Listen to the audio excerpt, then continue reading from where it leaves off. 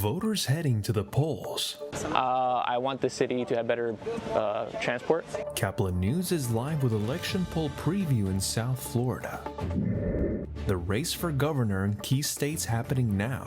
I think the thing that stands out the most about this in Virginia's race this year is this is a Trump election. Our DC Bureau is live with more election day coverage.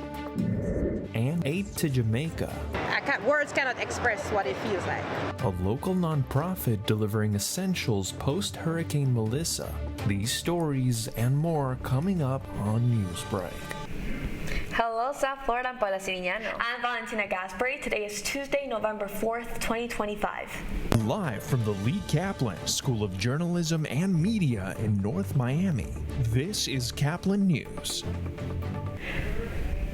America is waking up to the loss of a leader this morning. Before we begin with Election Day coverage, we have some breaking news. Former Republican Vice President Dick Cheney, who served alongside President George W. Bush, has died at the age of 84. That's right, and according to a statement from his family, Cheney passed away last night while surrounded by his loved ones. They say he died due to complications of pneumonia, along with cardiac and vascular disease. Cheney was in the White House with President Bush for 2 terms between 2001 and 2009. He was known as America's most powerful modern vice president and chief architect of the Second Iraq War.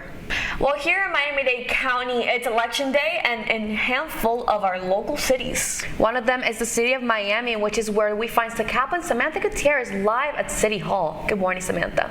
Good morning, Paula and Valentina. I'm out here outside of City Hall where the polls opened at 7 a.m. this morning, and I already got to speak to voters who casted their vote on key mayoral elections. This is a big day for Miami, especially on the crowded mayor's race. With more than a dozen candidates on the ballot, voters are choosing who will replace term-limited Mayor Francis Suarez. Among the names, you will see County Commissioner Eileen Higgins, City Commissioner Joe Carollo, and former City Manager Emilio Gonzalez, just to name a few. Over in Miami Beach, voters are deciding between current Mayor Stephen Maynor and the City Commissioner Kristen Rosen Gonzalez. Both have focused their campaigns on public safety and the city's image as a tourism hub. I want the city to have better transport. There's a lot of traffic. Don't like that. I also want more affordability. The rent's a bit high. Well, a bit high, too high. Housing is also out of control. Beyond Miami and Miami Beach, voters in Hialeah are also heading to the polls to choose their next mayor, a race that's drawn plenty of attention. It's not just top seats on the line. Homestead has other decisions on today's ballot. One could extend the mayor's term limits. In Surfside, a special election is focused on 4 ballot questions. Polls everywhere close at 7 p.m. and shortly after we'll receive the results and keep you posted on caplinnews.fiu.edu. Outside of City Hall, Samantha Gutierrez, Caplin News. Well, Election Day is here for major races in New Jersey, New York, California, and Virginia. Our DC Bureau reporter Ivana Ilowski joins us live from Arlington, Virginia with a good preview. Good morning, Ivana. Good morning, and some are calling this a Trump-focused election season. With 2 of the major races happening here in Virginia, voters have already started to cast their ballots early this morning in person. But 2 million votes have already been casted in early votings, which sets a record for the state of Virginia in a non-presidential election. I think the thing that stands out the most about this in Virginia's race this year is this is a Trump election.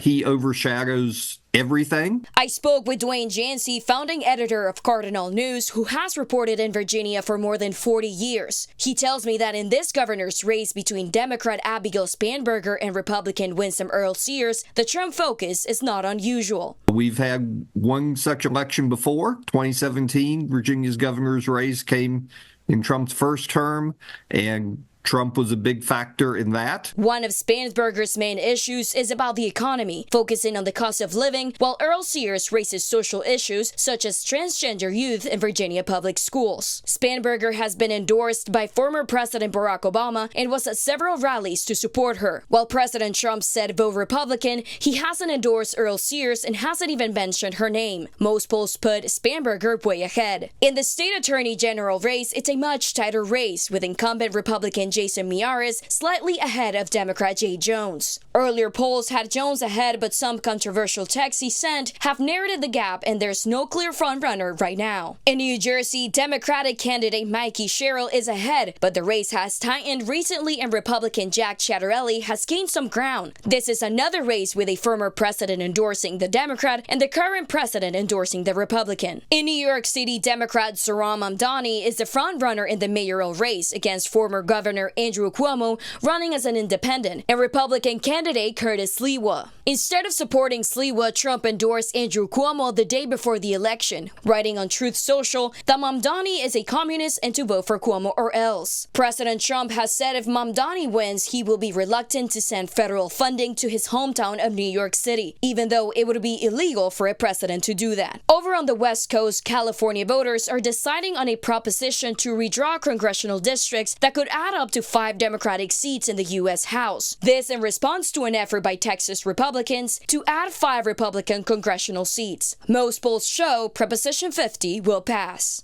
And in addition to those 2 million early votes in Virginia, the Associated Press reports that records were broken across the nation with early votings, with California at 7 million and New York City at 800,000. Reporting live in Arlington, Virginia, I'm Ivan Ilewski, Caplin News. People from the Caribbean are still waking up to a new version of their islands. Marking a week since its landfall, Hurricane Melissa left a lot of destruction, and local organizations are putting in the effort to help. Caplin News reporter Laura Iglesias shows us how specifically Global Empowerment Mission is stepping up. Hurricane Melissa might have already passed, but this doesn't mean that the impact is over. Many are still needing help, and GEM is there on the mission. They're packing essential kits on the daily with volunteers coming to help. This is how Jamaica looks just days after this Category 5 storm made landfall, causing severe damage and flooding in Cuba, Haiti, impacting Northern Caribbean. Being here and looking at my country and seeing just how it looks like a bomb dropped on it, like it's just, words cannot express what it feels like. Damage has been done, but organizations like Global Empowerment Mission are looking to help. GEM's mission is simple: to deliver the most aid to the most people in the shortest amount of time. Had a major surge of volunteers starting, I want to say, Halloween Day, so October 31st. We had over 500 people here helping us make our boxes. I believe the production for that day was over 2,000 of our family GEM kits. Each kit services a family of 2 for 24 to 48 hours. So that's around 6,000 to 8,000 families that were supported. I've got 5. This work wouldn't be possible without donors and volunteers. They spent hours sorting through sweatpants and hoodies, organizing shoe slides, and preparing boxes for shipment. Happy to come today and be a part of the helping community. I felt so helpless not being able to be there in Jamaica or be able to help monetarily. So I was happy to be here to help everyone come together and do what we have to do to help our country. So if you're in Miami and you can lend a helping hand, GEM is looking for volunteers and donations. You can bring non-perishable items, clothing items, anything that might be of use. The Six Flags America theme park in Maryland has shut its doors for good. The site first opened in 1974 as a wildlife center and has been sold, bought, and rebranded several times before Six Flags took over in 1999. WJLA's Leanna Golden brings us more on how locals feel about the closure. It may just be an amusement park, but for so many, it was the one in their backyard. I'm gonna miss it because it's close by. It's easy to get to. It's convenient. The next closest one? Go to New Jersey. Oh gosh. I guess we're going to New Jersey. Sunday's closure creating big crowds. Look at all these cars and visitors leaving the park one last time. Some stopping by for a photo op, others getting the most out of those season passes. How many rides would you say you went on today? Oh, all of them except for the ones that were closed. To be honest with you, this is my first year. I have been here 5 times. I think they should keep it. It definitely gives a lot of kids jobs, things to do during the summer.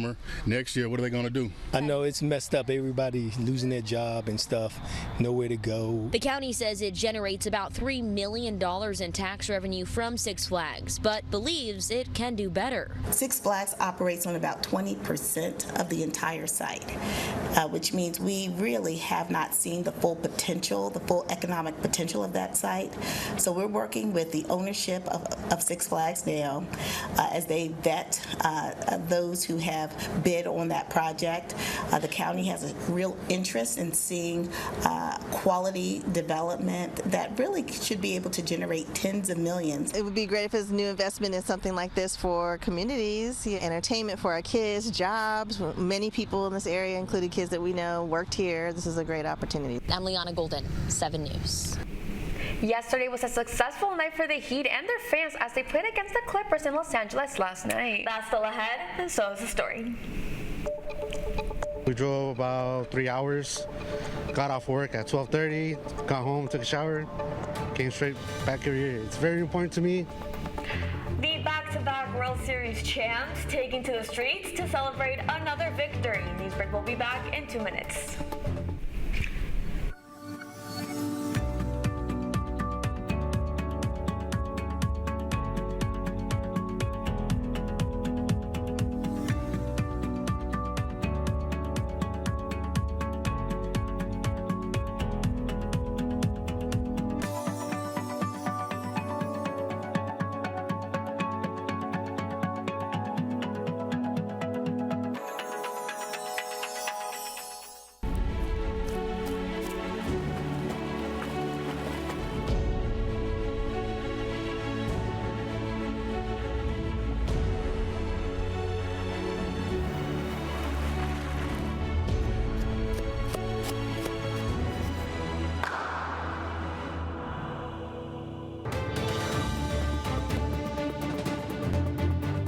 The streets of Los Angeles are packed with Dodgers fans near and far. After a historic World Series finale, Dodgers their back-to-back championship win. That's right, KCAL reporter Jem Gwen has more on the parade.